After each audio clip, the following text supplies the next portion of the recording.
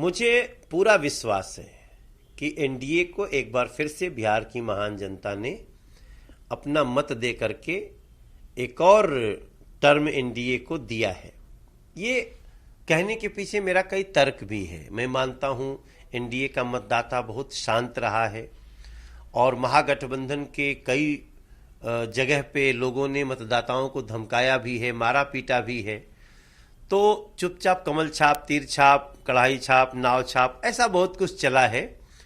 और बिहार के लोगों ने जो डेवलपमेंट देखा है, नदियों पे बड़े बड़े पुल देखा है, सड़कें देखी हैं, महिलाओं की सशक्तिकरण देखा है, उस आधार पे हमें विश्वास है कि एक बार फिर से हमारा बिहार एनडीए के साथ आगे बढ़ रहा है। लेकिन देखा जा रहा है कि तेजस्वी जी का पोस्टर लगे हुए हैं कि अगला मुख्यमंत्री बिहार का तेजस्वी यादव, किस तरह से? अब ये तो बड़ी अलग बात है। एग्जिट पोल के आधार पर ही अगर कोई अपने को सीएम देखने लगे तो ये थोड़ी सी जल्दी हो जाती है। और मैं समझता हूं कि जब तक रिजल्ट नहीं आ जाता, काउंटिंग पूरी नहीं हो जाती, तब तक इस तरह का पोस्टरबाजी, अभी अभिव्यक्ति की आज़ादी है, सबको अभिव्यक्त करें, लेकिन पोस्टर लगाने में थोड़ी जल्दी हो गई है।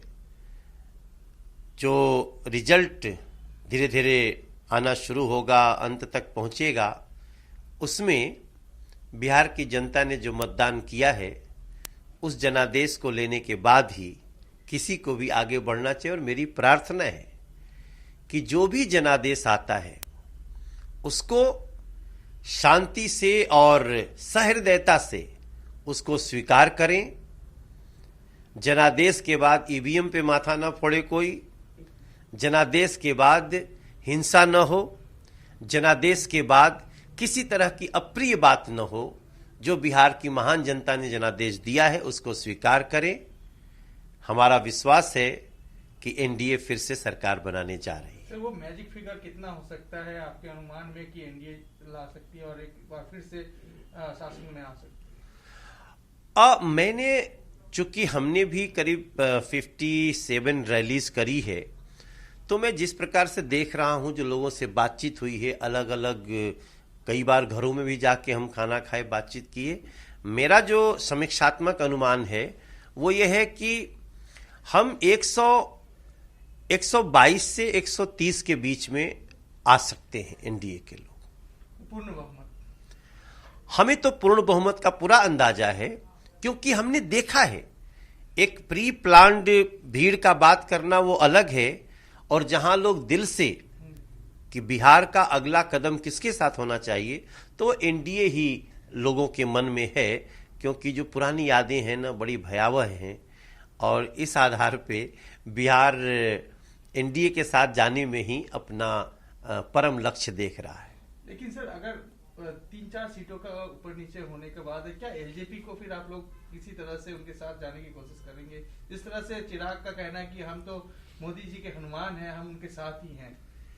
देखिए, मोदी जी के हनुमान अपने को समझना, हमने बार बार कहा कि इसमें कोई बुराई नहीं है, लेकिन मोदी जी का हनुमान बनने के लिए अगर राम कोई समझता है तो उसको, हनुमान को राम जी के साथ खड़ा होना चाहिए।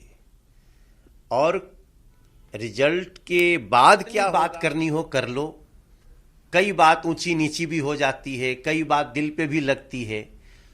वोटिंग हो जाने के बाद हर पार्टी के नेता को एकदम अच्छे से फ्रेश होकर के बैठ जाना चाहिए और जनता के जनादेश को स्वीकार करना चाहिए। अगर इस जनादेश के बाद भी किसी के पक्ष में आए, अगर कोई अप्रिय बात होती है, तो फिर वो जनता के जनादेश का अपमान माना जाता है। इसलिए मेरी प्रार्थना है कि जो जनादेश आ रहा है उसको स्वीकार करें, प्रशस्त बिहार करें।